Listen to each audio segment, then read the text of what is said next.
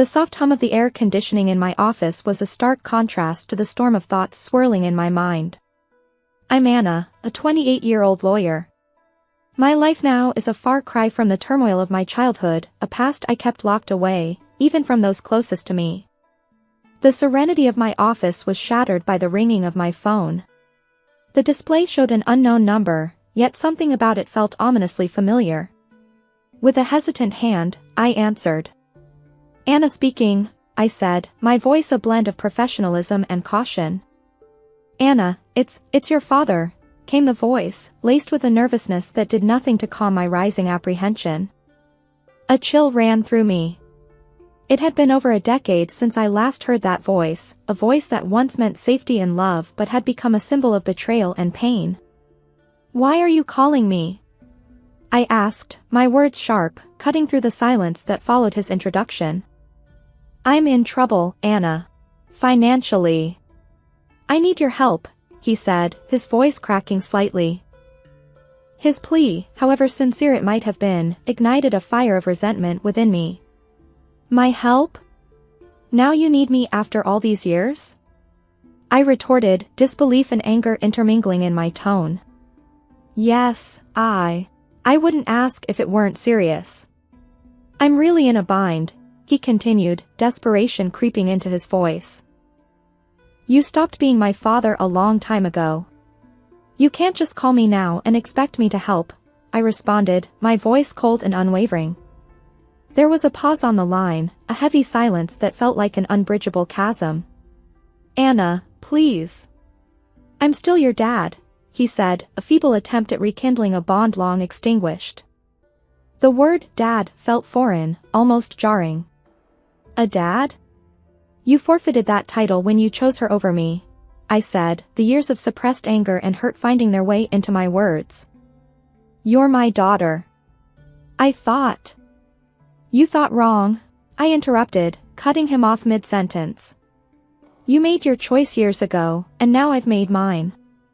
His voice was a mix of pleading and despair. Anna, I am sorry. I just need this one favor. The word sorry echoed in my office, a hollow and meaningless sound. Sorry doesn't change the past. I can't help you, I stated firmly and hung up. My childhood, before the age of 10, was filled with love and laughter, a testament to the wonderful life my parents and I shared in our small rented house. My mother, a beacon of joy and kindness, filled our days with warmth and our nights with stories and dreams. My father, once a playful and caring man, would spend evenings playing games with me or teaching me little things about the world. Our home was a cocoon of happiness, where every day was an adventure and every night a sweet dream. But our blissful life came to an abrupt halt with my mother's untimely death. The house that once echoed with laughter and love turned into a silent mausoleum of memories. I remember walking through the rooms, each corner a stark reminder of her absence. The loss was unbearable, not just for me but for my father too, who had lost the love of his life. However, the depth of his grief seemed to diminish quickly, much to my confusion and dismay. Within just a few months, he brought home Marissa, a woman who was to take a significant role in our lives. I recall the day he introduced her, a day that marked the end of my cherished childhood. Anna, this is Marissa. She's going to be staying with us, my father announced one evening, his voice devoid of the warmth I was so accustomed to. I looked up at her, searching for a hint of motherly warmth or friendliness, but found none. Her presence was imposing, her gaze cold and calculating. From the very first moment, I sensed a change in the air, a shift that filled me with an unexplainable sense of dread. Hello, Anna, Marissa said, her voice smooth yet devoid of genuine emotion. Her smile, rather than comforting, seemed to hide something sinister beneath its surface. In the days that followed, the house felt different, as if the walls themselves were recoiling from her presence. The cheerful memories of the past seemed to fade, replaced by a lingering unease that settled in every corner. I remember looking at Marissa, trying to find something redeeming or kind about her, but her every look, every gesture, seemed to be laced with an unspoken animosity. It was clear that she wasn't here to fill the void my mother had left, but to weave a new narrative, one in which I was an unwelcome part. As I watched her move around our home, a home that once felt safe and happy, I couldn't help but feel that her arrival was the beginning of something ominous. The way she looked at me, with eyes that seemed to hide more than they revealed, did not bode well for the future. The days following Marissa's arrival were like walking through a nightmare that I couldn't wake up from. The house, once filled with my mother's laughter and love, now felt cold and unwelcoming. Marissa's presence cast a shadow over everything, turning even the simplest daily routines into a series of struggles. One morning, as I sat down for breakfast, I noticed my food tasted unusually salty. "Marissa, did you put too much salt in this?" I asked, my voice hesitant. "Oh, did I? It must have been a mistake." "Just eat it, Anna. Don't be so picky," she replied, her tone dismissive, almost mocking. The incidents grew more frequent and spiteful. I remember finding my clothes ruined after laundry. "Marissa, my clothes are all faded." "What happened?" I asked one day, holding up my once favorite dress, now discolored and unwearable. She glanced at it and shrugged nonchalantly. "Maybe the washing machine is acting up. Or perhaps it's time you stop wearing such childish clothes." I felt a surge of frustration but knew arguing would only make things worse. Feeling helpless, I turned to my father, hoping he would see through her facade. "Dad, Marissa is ruining my things. She's always mean to me," I said one evening, my voice trembling with a mix of anger and sadness. My father's reaction was far from what I had hoped for. "Anna, you're imagining things. Marissa is doing her best to fit into our family. Stop causing trouble," he said sternly, his words cutting deep. "But Dad, it's the truth." I protested, but he wouldn't listen. "That's enough, Anna. I don't want to hear any more of your accusations," he replied, his voice rising in anger. Each day was a battle, trying to navigate around Marissa's hostility and my father's indifference. The home that once felt like a sanctuary now felt like a prison. I started spending more time in my room, trying to escape the constant tension that hung in the air. Living in that house of horrors, I felt alone and misunderstood. The safety and happiness that once filled those walls were replaced by fear and anxiety. Every day, I longed for the past, for the times when my mother's smile was enough to light up the entire room, a stark contrast to the darkness that now lingered in every corner. Living with Marissa became a daily ordeal of evasion and endurance. Her hostility towards me escalated from verbal jabs to physical abuse. It started subtly, a pinch on my arm or a twist on my stomach, always in places easily concealed under my clothes. The pain was sharp, a cruel reminder of my helplessness in her presence. I developed strategies to avoid her, constantly alert to her whereabouts in the house. I would take long routes to my room or wait until she was occupied before I moved around. Despite my efforts, there were times when she caught me off guard, and those moments always resulted in some form of pain. One day, while I was quietly reading in the living room, Marissa walked in and, for no apparent reason, pinched my arm hard, her nails digging into my skin. I winced in pain but bit back any cry of protest. She looked at me with a cold, triumphant smirk before walking away. During one of Grandma's rare visits, she noticed my cautious movements and the way I flinched when Marissa's voice echoed through the house. "Anna, is everything all right at home?" Grandma asked, her voice filled with concern. I looked at her, my heart aching to tell her the truth, but fear and the desire to protect her from worry held me back. "Yes, Grandma, everything's fine. Just a lot of schoolwork," I lied, offering her a forced smile. She seemed unsure but didn't press further. I felt a twinge of guilt for deceiving her, but I couldn't bear the thought of causing her any distress. That evening, as Grandma left, I saw Marissa watching from the window, her expression one of satisfaction. It was as if she relished the fact that she had control over me, that she could hurt me and get away with it.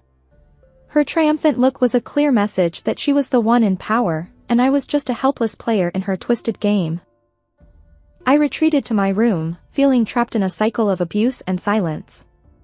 The physical pain from Marissa's pinches and twists was bearable compared to the emotional turmoil I felt. School was my sanctuary, a place where I could briefly escape the misery of my home life. But even there, the shadows of my struggles at home began to seep through.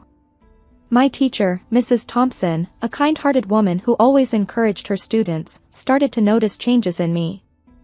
One day, as I was handing in my homework, she gently grabbed my wrist, her eyes drawn to the bruises on my arm. "Anna, what happened here?" "These look like bruises," she said, her voice laced with concern. I quickly pulled my arm back, covering the bruises with my sleeve. "It's nothing, Mrs. Thompson. I fell while playing," I lied, avoiding her gaze. Mrs. Thompson didn't look convinced. "Anna, if there is something wrong, or if someone is hurting you, you can tell me. It's important to speak out," she urged, her eyes searching mine for the truth. I wanted to confide in her, to tell her everything about Marissa and how I lived in constant fear, but the words wouldn't come. Instead, I forced a smile. "Really, Mrs. Thompson, I'm fine. It was just a silly accident." She gave me a long, thoughtful look, then nodded slowly. "All right, Anna. But remember, my door is always open. You're not alone," she said, giving me a reassuring smile. I nodded, feeling a lump form in my throat. Her kindness made it all the more difficult to maintain the facade that everything was all right.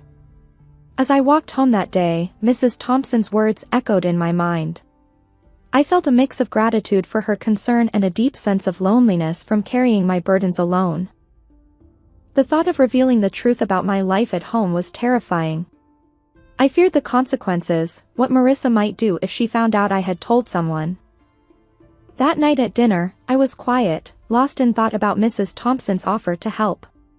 Marissa noticed my silence. "Why so quiet tonight, Anna? Cat got your tongue?" she asked in a mocking tone. I just shook my head and continued eating, trying to make myself as small and unnoticeable as possible. After dinner, as I lay in bed, the reality of my situation felt more overwhelming than ever. Mrs. Thompson's concern had shown me that people did care, yet the fear of what revealing the truth might bring kept me silent. I was caught between the desperation to tell someone and the fear of Marissa's retaliation, a balancing act that I navigated every day. The day my teacher, Mrs. Thompson, decided to involve my father was a day filled with anxiety and dread for me. I sat in the principal's office, fidgeting nervously, my mind racing with fear about how my father would react. When he finally arrived, his face was stern, his eyes betraying a mix of irritation and embarrassment. "What's this about, Anna? Why am I being called to your school like this?" he demanded, his voice sharp as he walked in. I glanced at Mrs. Thompson, seeking a semblance of support. Swallowing hard, I tried to find my voice. "Dad, Mrs. Thompson she saw the bruises," I stammered, feeling the weight of his gaze on me. Before I could explain further, he interrupted, his anger palpable. "Bruises? What are you talking about? Are you making up stories again?" Mrs. Thompson stepped in, her tone firm yet calm. "Mr. Smith, I'm concerned about Anna's well-being. The bruises on her arm don't seem accidental. We need to address this." My father's face turned a shade darker with anger. "She's perfectly safe at home. Anna, are you spreading lies about our family?" He turned towards me, his disappointment clear. The tears I had been holding back started to spill. "It's not lies, Dad. Marissa, she's been hurting me," I managed to get out, the truth finally surfacing. His reaction was one of total disbelief. "Marissa? That's ridiculous. She's been nothing but kind to you. I won't have you slandering her with these accusations." "But Dad, it's the truth," I cried out, desperate for him to believe me. He stood up abruptly, his patience wearing thin. "Enough of this. Tell Mrs. Thompson you made it all up." I obediently turned to the teacher and repeated his words. She nodded back and didn't say anything. Upon reaching home, without another word, he locked me in my room. Through the door, I could hear Marissa's voice, dripping with false concern. "I told you she's just seeking attention," she said. I sat on my bed, feeling a profound sense of isolation and despair. The one person I thought I could always count on had turned his back on me. The walls of my room, which had once felt like my personal haven, now felt like the walls of a prison.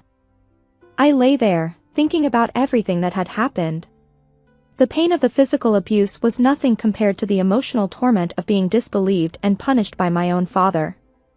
It was a harsh realization that the person who was supposed to protect and love me unconditionally was now the source of my deepest pain.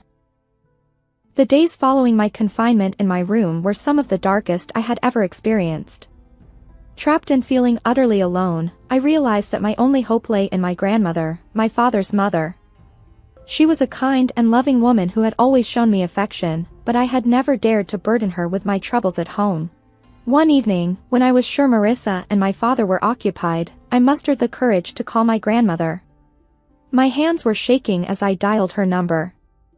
"Hello," her familiar, warm voice came through the phone. "Grandma, it's me, Anna," I said, trying to keep my voice steady.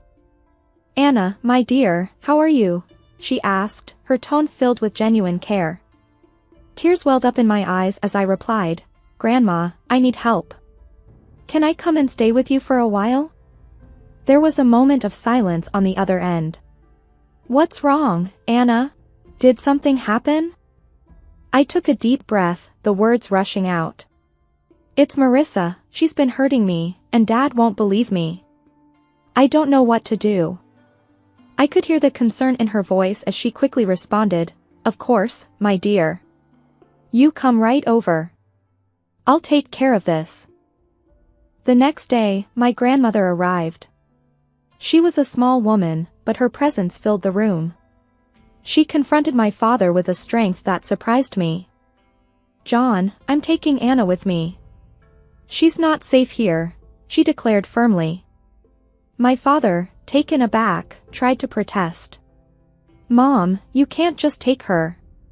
She's my daughter." "Your daughter whom you failed to protect," she countered sharply. "I won't stand by and watch her suffer." Marissa tried to intervene. "She's just a child making up stories. You can't believe her over us." Grandma turned to Marissa, her eyes steely. "I know a scared child when I see one. Anna is coming with me, and if you try to stop me, I'll take this matter to the authorities." My father, realizing he was defeated, didn't put up any further resistance. As I gathered my things, I saw Marissa's expression change from defiant to defeated. Leaving the house with my grandmother, I felt a weight lift off my shoulders. For the first time in months, I felt safe. The car ride to Grandma's was quiet, but her presence was comforting. Once we arrived, she turned to me and said, "You're safe now, Anna. You don't have to worry anymore." In my grandmother's house, I found the love and security that had been missing in my life. It was a haven where I could heal and regain my strength. The contrast between her nurturing home and the coldness of my father's house was stark. For the first time in a long while, I felt like I could breathe again, free from the fear and anxiety that had plagued me. Years had passed since I left my father's house to live with my grandmother. Her home had been a sanctuary, a place of healing and love. But time, as it does, moved on, and with it brought another wave of change. My beloved grandmother passed away, leaving a void that seemed impossible to fill. At the funeral, my father and Marissa showed up, their faces a mix of feigned sorrow and poorly disguised eagerness. It was clear they were more interested in what they might gain from her passing than mourning her loss. After the funeral, as we gathered at my grandmother's house, Marissa wasted no time. "Well, Anna, I suppose you'll be finding a new place to live now. This house and everything in it belongs to your father now," she said, her voice tinged with a barely concealed glee. My father nodded in agreement, his eyes scanning the room as if already planning what to do with the house. I couldn't help but smile, a reaction that seemed to confuse them. "Actually, that's where you're wrong," I said, the confidence in my voice taking them by surprise. "What do you mean?" my father asked, his expression shifting to one of confusion. I took a deep breath, savoring the moment. "Grandma left a will. She bequeathed the house and a substantial amount of money to me," I explained, watching as their expressions changed from confusion to shock. But you're just a child. I'm your father. I should be in charge of any inheritance you receive, my father stammered, his sense of entitlement clear. Marissa chimed in, her voice shrill. Yes, until you come of age, your father will manage your property. Good prospects. Their reactions were almost amusing. You don't give a damn about me so much that you didn't even wish me a happy birthday. I turned 18 a month ago. I'm legally an adult now. I make my own decisions, I stated firmly, relishing the look of realization dawning on their faces. My father's expression turned from shock to anger, then to a sort of desperate pleading. Anna, you can't do this. We're your family. I looked at them, memories of my childhood flooding back. You stopped being my family a long time ago, I said, my voice steady. Marissa stepped forward, her tone now begging, at least let us stay in the house. We have nowhere else to go. We have not extended the lease of our house. I shook my head. This is my house now. You'll need to find somewhere else. As they left, the weight of years of pain and neglect seemed to lift off my shoulders. I stood in the house that was now mine, a house filled with memories of my grandmother's love, and felt a sense of closure. The echoes of the past my father's call stirred remained. I sat there, phone in hand, feeling a tumult of emotions. Anger, betrayal, and a sense of injustice. But amid all that, there was also a sense of strength, a reminder of the resilience that had carried me through the darkest of times.